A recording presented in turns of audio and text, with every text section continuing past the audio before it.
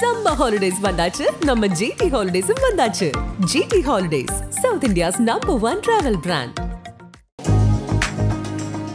கடகராசிக்காரர்களுக்கெல்லாம் இந்த தமிழ் புத்தாண்டு பலன்கள் எப்படி இருக்க போகிறது? கடகராசிக்காரர்களை பொறுத்த வரைக்குமே 3 விதமான கிரகப்பெயர்ச்சிகள் நடக்கவிருக்கிறது. அதில் முதல் பயிற்சியாக சனிப்பெயர்ச்சி நடக்கவிருக்கிறது. அந்த சனிப்பெயர்ச்சி அஷ்டம சனி விடுதலை அடைந்து 9ஆம் வீட்டிற்கு செல்கிறார்.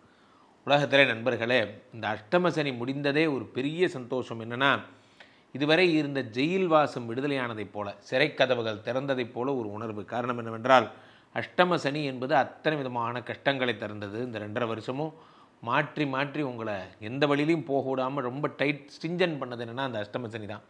இந்த அஷ்டம சனி 9ஆம் வீட்டிற்கு போகுது. 8 கூடையவர் 9ஆம் வீட்டுக்கு போகிறார் நம்ம நினைக்கிறோம். அதே சனி தான் 7 கூடையவராகவும் இருக்கிறார். 7 கூடையவர் 9ஆம் வீட்டிற்கு செல்லுகிறார். அப்போ 7 கூடையவர் 9ஆம் வீட்டுக்கு செல்லும்போது என்ன ஆகும்னா, புதிய சம்பந்தங்கள், புதிய ஒரு என்ன சொல்கிறது, புதிய திருமண யோகங்கள், மனைவியால் வரக்கூடிய பணம் போன்றவை, பாக்கியம் போன்றவையினால் கிடைக்கின்ற அனுகூலம் போன்றவை கிடைக்கிறது. 7 கூடையவர் 9ஆம் வீட்டிற்கு செல்லுகிறார். அதே மாதிரி இந்த சனி பகவான் 9ஆம் வீட்டிலிருந்து 9, 10, 11 பார்க்கிறார். 11ஆம் இடமாகப்பட்ட லாபஸ்தானத்தை பார்க்கிறார்.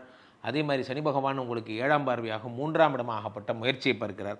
எல்லா ஜோதிடர்களும் தனஸ்தானத்தையோ யோகஸ்தானத்தையோ பாக்கியஸ்தானத்தையோ பார்ப்பதையே பெரும் பேராக சொல்வார்கள். ஆனால் நான் சொல்லுவேன், முயற்சிங்கிற ஸ்தானத்தை ஒரு உடைக்கும் கிரகம் பார்ப்பது தான் உலகத்தில் மிகப்பெரிய விஷயம். ஏன்னா முயற்சிங்கிறது நல்லா இருந்தால் மற்றதெல்லாம் தன்னால் வருங்கிறது என்னோடய கருத்து.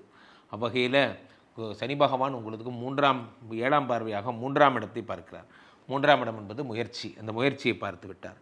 அடுத்து அதனால் ஒரு மாபெரும் உங்களுக்கு நீங்களே ஒரு பாதை உருவாக்கி கொண்டு அந்த பாதையில் நீங்கள் தனித்து பயணிப்பீர்கள். அடுத்ததாக சனி பகவான் உங்களுக்கு என்ன பார்க்குறாருன்னா, 10ஆம் பார்வையாக 6ஆம் இடத்தை பார்க்கிறார்.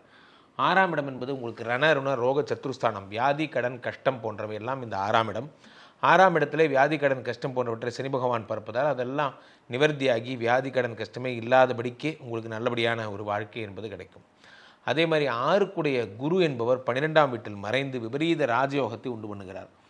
6க்குடைய குரு 12ஆம் வீட்டில் மறைவது என்பது எதிரிகள் தொந்தரவு, கஷ்டம், வியாதி கடன் போன்றவற்றிலிருந்து விடுதலை போன்றவற்றை குறிக்கிறது. 12ஆம் வீட்டில் இருக்கக்கூடிய குரு பகவான் 12லிருந்து 5ஆம் பார்வையாக 4ஆம் இடத்தையும், 12லிருந்து 7ஆம் பார்வையாக 6ஆம் இடத்தையும், 12லிருந்து 9ஆம் பார்வையாக உங்களுடைய 8ஆம் இடத்தையும் பார்க்கிறார். 8ஆம் இடத்துல இருக்கக்கூடிய ராகு பகவானை இந்த குரு பகவான் பார்க்கும் பொழுது, ராகுவை குரு பகவான் பார்க்கிறார். ஏற்கனவே கத்தி போய் வாள் வந்ததுங்கிற மாதிரி 8க்குடைய சனி போய் அடுத்து 8ஆம் இடத்துல ராகு வந்துட்டார்.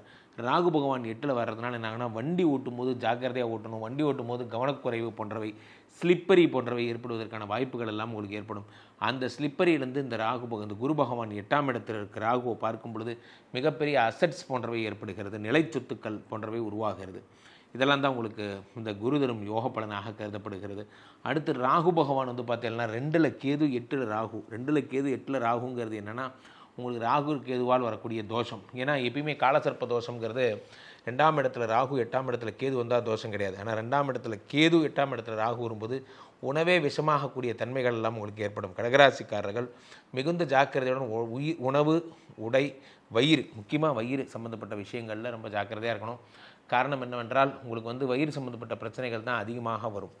Summer holidays வந்தாச்சு நம்ம GT Holidays வந்தாச்சு.